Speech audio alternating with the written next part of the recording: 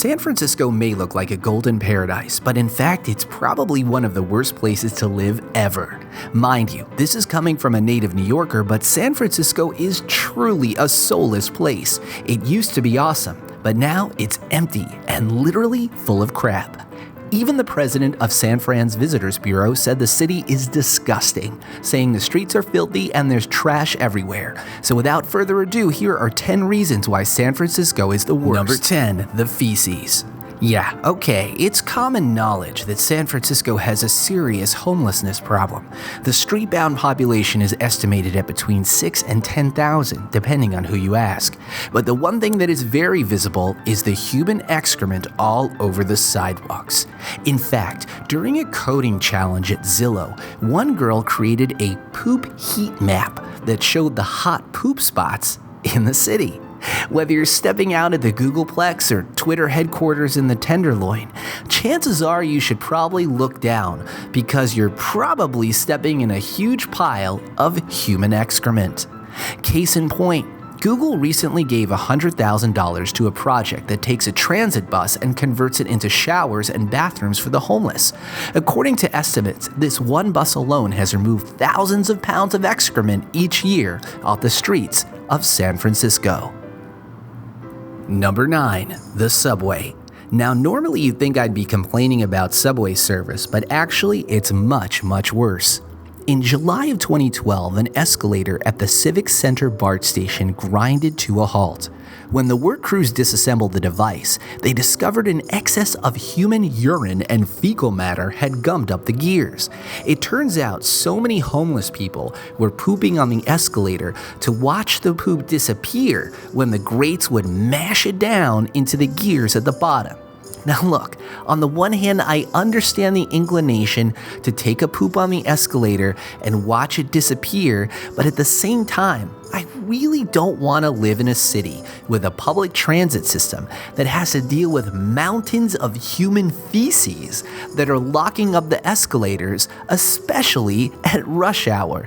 That is simply something I am not prepared to deal with. Number 8, corporate overlords. Look, let's face it, terrible companies are based in San Francisco. Google, Facebook, 23andMe. They harvest your data while they reach around and tickle you as they auto-order another year's subscription to what again? I already forgot. And you should hear the conversations at the coffee shops in San Francisco. The startups, the sweat equity. You know, the guys who twirl their pens in their hands absent-mindedly while looking at their E-Trade portfolio. Did you see Silicon Valley last night? Who cares? Dudes on hovercrafts, wearing Google glasses, with this air of superiority and smugness that they think they're saving the human race. It couldn't be farther from the truth. What most of you are actually doing is working for the oppressive corporate AI Skynet that John Connor is going to have to travel back in time to save us from. Number 7, it's ridiculously expensive. The cost of living in San Francisco is 62% higher than the rest of the country. They're basically like the pioneers of avocado toast. Here's an idea. Buy a loaf of bread and an avocado. Now do you see how much you're getting screwed? Since everyone seems to be willing to pay $13, that's what they're going to charge. It's that simple. Everything costs more. In fact, in San Francisco, gas costs 37% more than the national average. Why? Because that's how much they can charge. Food is 23% more than the national average. And if you want a decent house, well, you're shelling out at least $1 million. Considering the fact that the entire city is built on a major fault line, why would you want to spend all that money on a place that's probably gonna get destroyed in a massive, horrible way anyway? Think it through. Number 6, broken windows. If you live in San Francisco and you drive a car, I can pretty much guarantee you a smashed window, a flat tire, suddenly rifling through your car, slashing your tires, basically something's gonna happen. There are literally marauding dudes that look like wraiths on bicycles that will race by you at different neighborhoods at night. I've always wondered why they just don't carry a baseball bat and clock people from behind. But anyway, law enforcement confirms the city by the bay saw a stunning 31,120 car break-ins last year alone, and that was a 17% rise since 2016. But don't get comfortable in your abject deplorability, San Francisco. Oakland and San Jose are right behind you. It reminds me of James Q. Wilson's broken windows theory. Once you start seeing that type of activity in a city, it's usually downhill from there. Number 5. The dating scene is a joke. Are you a single lady? Have you ever wanted to date a Patrick Bateman-like sociopath who has absolutely no regard for your emotions? Well, then you're in luck, ladies, because San Francisco is full of dudes like this. They look like their mother, a robot. There's a creepy vacancy in their eyes, and it just hurts as a human to behold. Have you ever made yourself go out alone one night just to sit at a bar and no one talks to you? Well, that's San Francisco in a nutshell.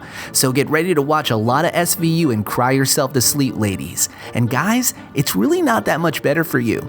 Most of the women are so damaged by the horrible dudes in San Francisco that they're just not in a good place either. Look, the whole thing is a mess, and if you have a family, you shouldn't even be there. How are you gonna survive? Look at the rents, do the math, wake up. Number 4, the fog. Look, I can romanticize a lot of things, but fog is just not one of them. It's gloomy, it's blinding, it's gray, and it's just generally tragic. No one likes the fog. In fact, there's probably no coincidence that the Golden Gate Bridge is referred to by Krista Tippett as a suicide magnet, because it's the second most used suicide bridge in the entire world. If you want to know, the number 1 bridge, it's in China. Now look, when you consider all of the things that we've been talking about San Francisco and then you wrap it up in a blanket of fog, it really doesn't get much worse. Not to mention, this isn't a light fog. This is a cold, damp, get in your bones and make you feel sick and disgusting type of fog. Yeah, sure, it's sunny for a while, but eventually the fog starts coming in again, the tendrils creeping around your ankles like the Hound of the Baskervilles and chilling you to your very core. Number 3, the earthquake. Look, let's be clear, it's gonna happen. There's a 76% chance that the Bay Area experiences a 7.2 earthquake within the next 30 years. Experts say it's a tectonic time bomb, and the fact that some of the most evil companies on the planet are there doesn't help. Or that there's about, bajillion movies with the Golden Gate Bridge collapsing. Everybody knows it's gonna happen, and it's very similar to what happened in New Orleans. They built a major city below sea level on a delta in a hurricane-prone gulf. Eventually, nature calls in its bets, and that's exactly what's gonna happen in San Francisco. So the question is it so awesome that you would roll the dice and take a 1 in 30 chance of being in one of the biggest natural disasters in US history? And for all you people who are still living there, what are you doing? Get out of there now. Number 2, it's toxic. If you check out YouTube, there's a video of a guy on Stimson Beach that was going around with a Geiger counter after Fukushima. The Geiger counter was going off the charts with radioactivity. The clip got 700,000 views, so the California Department of Public Health had to send out an official who affirmed that the radiation levels were high but said it wasn't due to Fukushima. My immediate thought, who cares? Why are the beaches radioactive? Speaking of Fukushima, one of the most depressing things is a nuclear facility called Diablo Canyon that they actually built on top of 3 different fault lines. If there's an earthquake on one of these faults, there's a good chance we'll have a Fukushima of our own. The Diablo Canyon plant is located right between Los Angeles and guess where? San Francisco. Yet another reason to get the hell out of there before it's too late. Number 1, serial killers. If you wrote a manual for serial killers and you wanted to put an all-star cast together, the Bay Area pretty much takes the cake. You have the Trailside Killer, the Co-Ed Killer, the Gorilla Man, Zodiac Killer, Leonard Lake. All of these people you don't even know. And there are other crimes that have never ever been solved, like that mass grave found in Santa Cruz, or that serial killer who killed 14 men that he met at gay bars. This freak would draw a picture of them, and that's why the police called him the Doodler. He would sketch his victims before sex and then stab them to death. Nice. San Francisco is a hotspot for some of the craziest serial killing sociopaths on the planet. Ladies, remember what I said about dating? Just keep this in mind. It's all fun and games until someone tries to dismember you. So the long and short of it is, if you're thinking about moving to San Francisco, just don't. So hopefully if you're thinking about moving to San Francisco, this video will give you some pause. In fact, a mass exodus is already underway. A recent report from Redfin revealed that San Francisco lost more residents than any other US city in the last quarter of 2017. Now, if you live in Seattle, I got bad news. The White Walkers, that's what I call these Asperger tech guys from San Francisco, they're coming up to gentrify your city next. So prepare for some avocado toast, out of control rents, and overall cost of living to skyrocket. And if you enjoyed this list, please subscribe to Decagon and join our growing community.